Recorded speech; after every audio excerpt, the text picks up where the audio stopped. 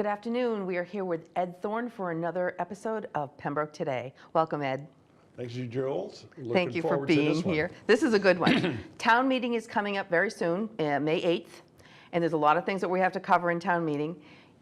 Give us just a brief introduction to the things you've already covered on your Pembroke Today show about town meeting. Well, the important thing about this year's town meeting is that there'll be a budget question that will include three questions that will be based on and predicated on a Prop 2.5 override that is going to be on the ballot at the May 12th annual town election.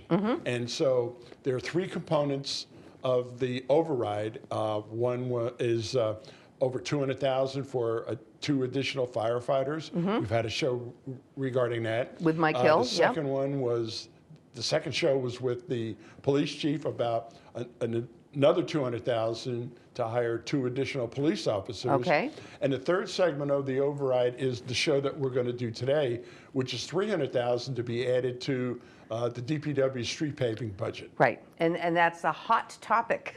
Well, and it's hot more ways than one. And in every town, it really is. Yeah, and I think that there's been a demand, as we've seen in our town, to increase the size of the street paving budget. Yes. Right now, we rely strictly on about $556,000 in Chapter 90 money. Which we get every year. Every year from the state. It's allocated by the governor's budget and through the state legislature. It's part of a $200 million transportation bond bill.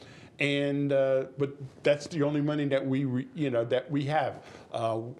Gene Fulmini, the DPW director, has a line item of $25,000 that is set aside for unaccepted roads. And as we'll see during the program, that is a paltry sum for all the roads town, we have, considering what we have to deal with. So just define for me what are accepted roads, what are unaccepted roads, just so people understand going into this conversation. Accepted roads are those that meet the criteria of the state. The width of the road, the drainage, whether or not their sidewalks are involved or not. It's just a different criteria than we have for what is known as unaccepted roads, which are probably former cart paths that were paved over during the years, and we'll show that in one of our slides as well. Perfect. So let's look at the first slide, which is the summary slide, and explain what we're looking at from 2012, 2013, 14, and 15. So what exactly are we looking at here? Well, the DPW contracts out with an engineering firm to do this pavement management plan. And this is a 3-year plan, as you see, FY13 to 15. And this is a summary of the mileage that will be done every year. And we're looking at FY13, 14, and 15. And you see the funding source, Chapter 90 money. Sure. Right? That's the state money that we've been talking about. And every year, it looks like we would be doing certain things to the roads. Crack seal, which is the what you see on a road where they just have tar that goes on cracks in the pavement, and that's all that's done. Hot in places where you have a little overlay of asphalt on top of the current asphalt, and mill and overlay is the common thing that you see on a road where a machine goes in and grinds the asphalt up, and then a new layer of asphalt is put on top. Because what you don't want to do is keep putting asphalt upon asphalt upon asphalt. And then the road gets a lot higher than the surrounding properties, and then you got a lot of drainage problems then. Exactly. So these were the types of repairs that were done to the roads. How many miles were actually done in total, and how much you estimated to the expense. And each year it stays right kind of within that $540,000 that you get from the state. Yeah, I mean, there are some instances where we might carry over some money to the next fiscal year if there's a particular project that we really need to do that's in excess of what we have available. But you can see that in this plan here, we're right about what we receive in Chapter 90 money based on all these particular projects, and including line striping and police details. Right, which is I think on slide number 2 and 3, which will give us a little bit more detail. Right, and here's the first year of the 3-year plan, FY13. And we projected all these streets that we have written out, and whether it's Barker, here we go. Yep, okay, You so, know, yep, those show the street name, yep. You got Barker, Yep. and you got Center, Yep. and Hazelwood, and Lorna, yep, et And then cetera. about how the length of the road. Yep, and the width? Most streets are 24 feet wide. Wide, okay, and that's what makes them an acceptable road? That's too. correct. Okay, yep, And then here's the repair method. Okay. On these particular roads on this page, all of them are the crack sealing yep, method. which looks like the little spiders. That's correct. When they're done, yep. And then you got, all of these, here's the dollar figure, including the police details as well. So that's if a police detail is needed, you obviously have to add to the expense. Right. And if you need new line stripes put on, that would add to the That's expense. correct. Okay, So let's go to the next slide. let's go to, yep, all right. And this is the continuation of this FY13 project Yep, list. And then you have what is known as hot in place. That's where you have the one layer of asphalt. Yeah. And then mill and overlay is the process that we talked about where you got, where you mill the road, you actually grind up the existing asphalt and put, Things over it. So put clearly the, that's more asphalt expensive. into place. And so for Yeah. that, so Yep. this is the detail for FY13, Yep. and the price tag was a little under $500,000 for the year. so between those slides 2 and 3, you only show like 10, 12 streets. That's right. Out of all the streets we have in Pembroke, that's all you had the money for that one year. That's correct. Wow. Okay. Let's go to slide number 4 so we can talk a little bit more about this. Because this is, I didn't know this, and I bet a lot of people don't know this. There's 134 miles of roadway completely in Pembroke. Correct. Of those 134, 93 are accepted, That's correct. meaning the state funds will pay for that. The That's- Chapter 90 funds will pay that's for that. correct.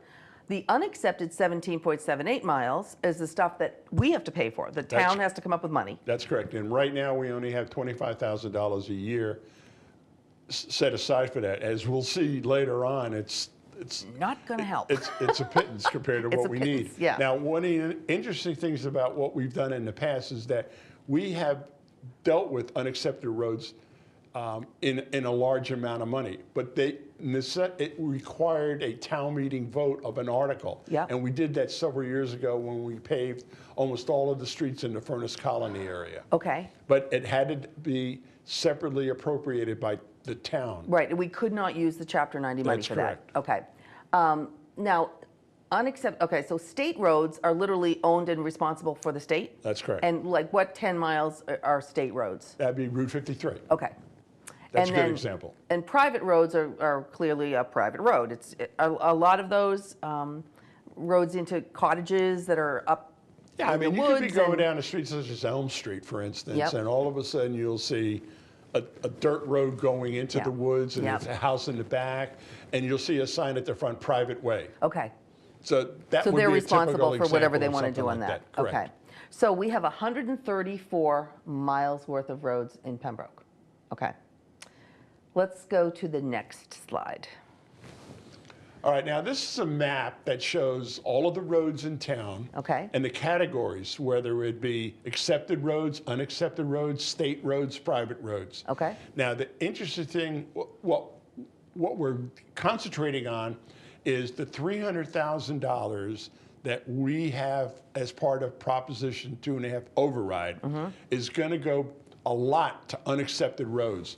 And the interesting thing about this map is that the color that you can see, and it's hard to see, maybe The green? the viewers Yep. can see, Yep. at home better than what we see here. But Yep. these roads that They're all are in around green. the Yep. ponds Yep. are all coded to be unaccepted roads. And yet there's hundreds and hundreds of houses. Yeah, and Yeah. just because it says, well, it's only 13 miles, those roads can be only a couple of hundred yards long. Exactly, each, And so right. a lot of the roads that we have in and around our ponds would be geared towards the $300,000 that we would like to ask the voters for, at the May 12th election. And that's the purpose for why we would add $300,000 to our $556,000 allotment from the state. So would this be every year? Every year. Okay, so this would be almost a permanent thing so that all those people that live on unaccepted roads will be able to have some sort of funding to fix their roads, just like all the accepted roads get the funding from the state every year. That's correct. That's Okay, that's the purpose behind that seems this. kind of only fair. Right. Okay. And they're very much in one area of our town, aren't they? Yeah. Yeah. Basically, as we all know, Pembroke, was a summer cottage Yeah. area Yeah. for people from the Boston area, and basically these cottages now went from summer to full round, year-round Yep. residents, and we only have a handful of residents that only use the cottages for the summer. Right. It's strictly it's mostly more year-round. Yep. So this $300,000 a year would be in a fund directly to support the unaccepted roads and their repairs. I mean, we certainly will have the flexibility to use it on accepted roads as well if we need to. Oh, sure. But basically, this would address a problem that we've had for years, and that we haven't had sufficient funds to handle the roads that are in and around older neighborhoods, such Right. as the ones around the Right. ponds. And they should be on some kind of a schedule for repair and maintenance, right? Yeah. I mean, all our roads should be. Yeah, I mean, and we can. It's just that the funding wasn't available. Wasn't there, okay. Let's go to our next slide. Okay, So in this pavement management plan prepared by the engineers, it shows the accepted roads and what the backlog is. And, basically it's, like in a 92, 93 mile range, and then the square yardage. yeah, And we're looking at all these different items: reconstruction, rehab, preventive maintenance, routine maintenance. They all have a price tag associated Yep. with them per square mile okay. and per square yards that we got here. And here is the punchline.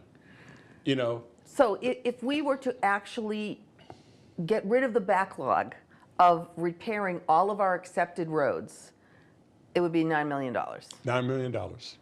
Okay, which clearly we don't have. But this is how kind of far behind the 8 ball we are.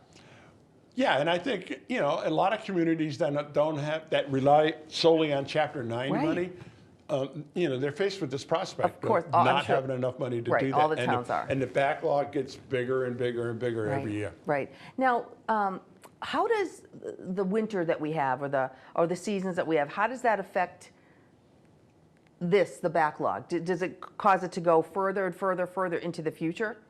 Because we had way more potholes this year because we had so much snow and melting and. Well, potholes are one thing, and then total rehabilitation of a road is another.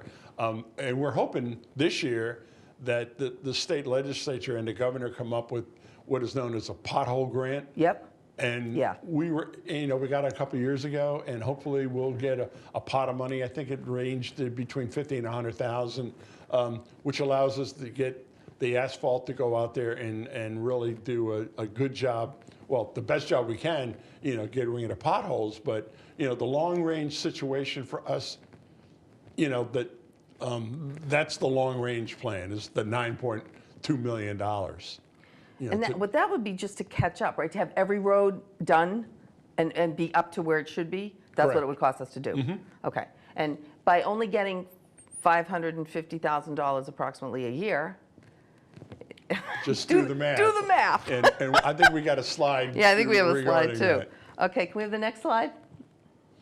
Now, this is for unaccepted roads. Right. About the 15 miles or so that we have, whether it's reconstruction, rehabilitation, preventive maintenance, and routine maintenance. Of course, reconstruction is the most expensive, per square yard. And you can see that even for only 15 miles of road to do whatever we need to do to repair 100% is almost $2 million. Right. And these are the roads that we don't have any funds for unless we get it at town meeting That's in an correct. override. Okay. Right. And this, again, if we had the almost $2 million here, we could get all of our unaccepted roads up to the level where they should be. Right. Okay. And how much are we asking for? 300,000. Okay, so that would take care of, oh dear. It would So, you know, How much? so 10%. let's say in a perfect world, you know, we take care of 300,000 a year worth of Yep. unaccepted roads. Yep. So we do the math there. So that takes 5, 6, 7 years. Yep. Okay. To get them all done. But then after that, then we could take that 300,000 and start gearing towards the accepted roads. Sure. Or a maintenance plan for the unaccepted roads. That's because correct. at that point, they're gonna might need some work again. Yeah, you can see that routine maintenance on half of the roads, half the unaccepted roads, you know, accounts for, you know, almost 50% of it, sure. the cost of repairing. Sure. And I had asked you before, but maybe you can tell the viewers at home, would it cost more to make unaccepted roads acceptable by state standards than it is to just leave these unaccepted? I think that that would be a question for the DPW director and the engineers, but I would think that it would cost it would be prohibitive to, expensive. to bring those, especially the ones around the ponds. Yeah, because they're All so of us narrow. that know those, Yeah. you know, the streets that are around the ponds, whether it be Oldham or a Furnace or Right. Little Sandy, whatever. You know, there's no way you could widen those roads. No, there's no place to widen them. No. You'd be in people's living rooms. Yeah, right. exactly. So they're always going to be, quote, unacceptable roads as far as the state Yeah, for the funds most go. part. Okay. Right. Okay. And then our last slide.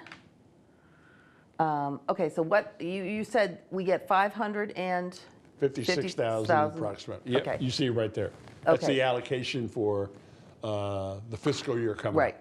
Now, what amazes me is the mill and overlay, which is normal paving, is $20 per square yard, and 1 mile costs $281,000. Right. 1 mile of Right. roadway. So, I'm trying to think of what the square yardage is in a mile. We figured it out Yeah. in the office, and that's where we came up with a mile of roadway, 24 feet wide, Yeah. which is a normal road. Yeah. You're right. Considering it's at $20 a square yard, Yeah. it's shade under $300,000 to do a to do mile. 1 mile. And that's just normal paving. That's not if there's something dramatically wrong. That's incredible. You know, if you take a typical east-west artery in our town, that would go from Route 53 to Route 27, for instance. Yep. You know, the Valley and the Birch Streets Yep. and, you know, those streets, they're about 2 miles long. Yes. 2.5 miles long. Yeah. So you can see that, you know, almost 1 year's worth of Chapter 90 money would That's go to it. pave, you know, 2.5 mile street. Right. 2 mile street. And that's all you get.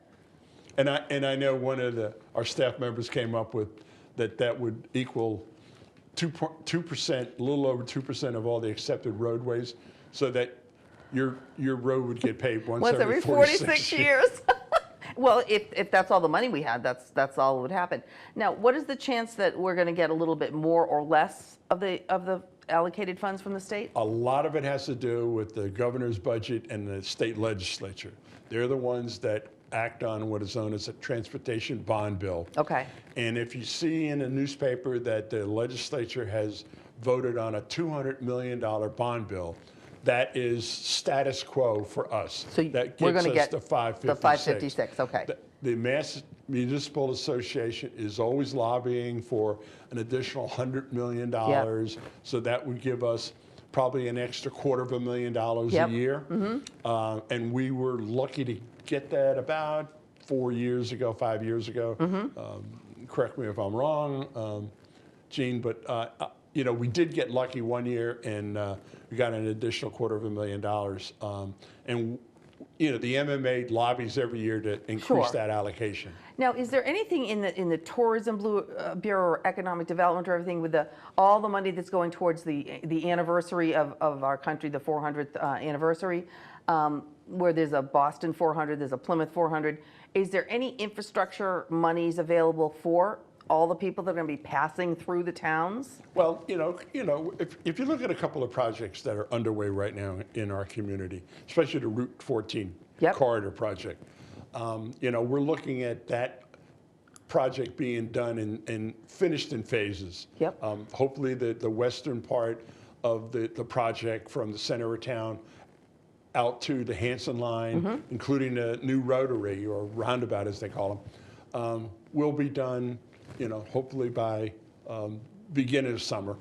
And then the second part, which is the eastern part, as I call it, from the center of town to Route 53, that hopefully will be done by, the Labor Day area.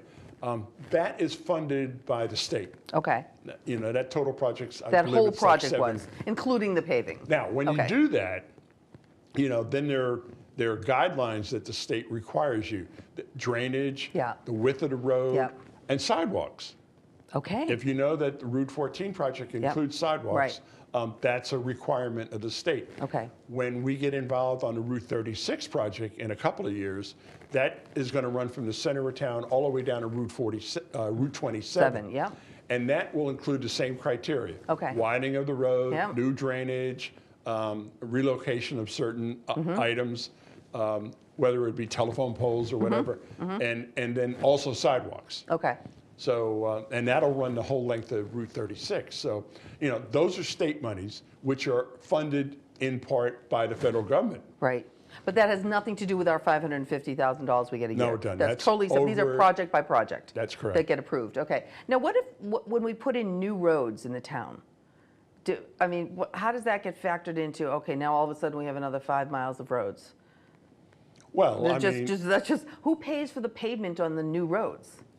Well, if it's a state project, then the state does. Okay. All right, and then. If it's a new development, does the. Well, now if it's a subdivision, let's say. Yep. Part of the subdivision regulations that the planning board has is that if you build a new subdivision, you have to build the road in that subdivision to state standards. Oh, good. Okay.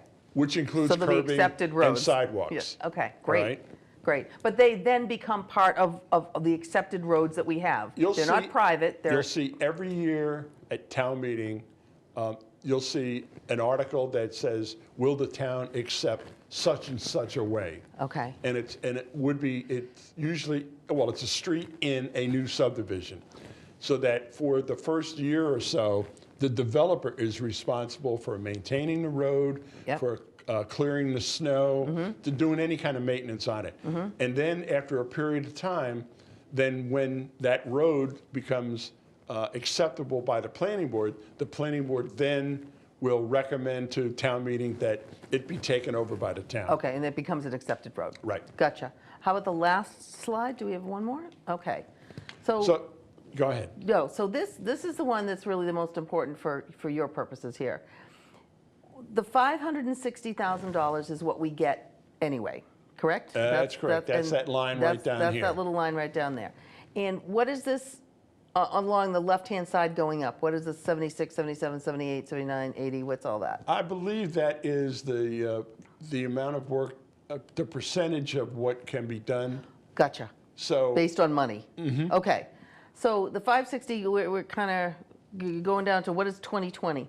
Yeah, so what happens here is that we're falling behind the curve as far as maintenance is concerned. And so, and this chart will show that, all right, let's say if we allocate $700,000 a year, which is an additional 140. Right. We're doing a little bit better. Yep. We're doing a little better. Here, we're staying pretty much right at, we're staying up on maintenance. Behind. Okay, we're going to stay up on maintenance. Maintaining the maintenance of effort, as the school committee always says about their budget. Right. And that means that would be $850,000. Yeah. Which means our Chapter 90 allocation plus the $300,000 that we're asking the voters to budget, as part of the override. And that will keep us at status quo just about to keep the maintenance of the roads, all of our accepted roads and towns up. Right. And unaccepted roads. And in a great world, we're going to, another $150,000 gets us ahead of the curve. Right. And then $1.25 million, we really put a dent in the situation. Sure.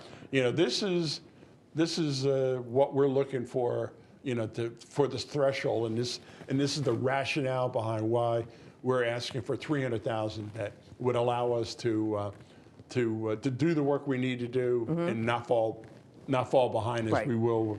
We only use Chapter 90 money. Right, and this is mostly for the unaccepted roads. Yeah. Yes, because they it's literally have no. It's plan that They have no budget. The DPW, but you know, that would give us, you know, some breathing room about doing the roads that we need to do. Sure. And not wait, you know, a long period of time in order to do them. Gotcha. Okay, so how much, now I know people are wondering, if you have a $300,000 override, just for this, do you know what that would add to the average tax bill? Well, right now we figured out that, and we had the breakdown as to each one of those items. Right. But let me say Police, fire, and roads. Right. So okay. if you can do the math, if the override is going to be $700,000. Yep. The average assessed value house in our community is, I believe, about $370,000, somewhere in that range. That would mean the override would mean an additional $105 a year for all three items of the override. To do everything, to do the 2 police people, the 2 cruisers. No. I mean, the 2, police needs 2 the officers. Well, let's say, all right, for the police it would be 2 officers and a cruiser. And a cruiser, that's right. For fire, it'd be 2 additional firefighters and outfitting them. Yep. And then $300,000 for the street paving. For the roads, okay. So I believe the total override package is $704,000. Okay, so if you take the what'd you say, $105, $110 a year? It was 105 on an average $370,000. $26 a quarter added to, and to get this. Right. Okay, so if you put that in perspective, you're getting a lot for your $26 a quarter. And that's why we bundled the 3 items together as opposed to having a menu. Sure. Because we think we believe it's really important, you know, to add the additional firefighters, so we have 1 additional guy on a shift to help run the ambulance system, and the police as well. And then, of course, this is something that we really believe in that would help to do. Yeah. Right. Okay. We are out of time, which is wonderful. So the town meeting in Pembroke is May 8th at 6:30 at Pembroke High School? Right, it'll be 6:30, 7 o'clock. I know we started earlier than we had. We started at 6:30. Come on, people. Yep. And then our election is? Saturday, May the 12th. Saturday, May the 12th is where everybody can vote on everything. Okay. Right. Thank you very much, Ed. This has been very eye-opening. My pleasure, Jules.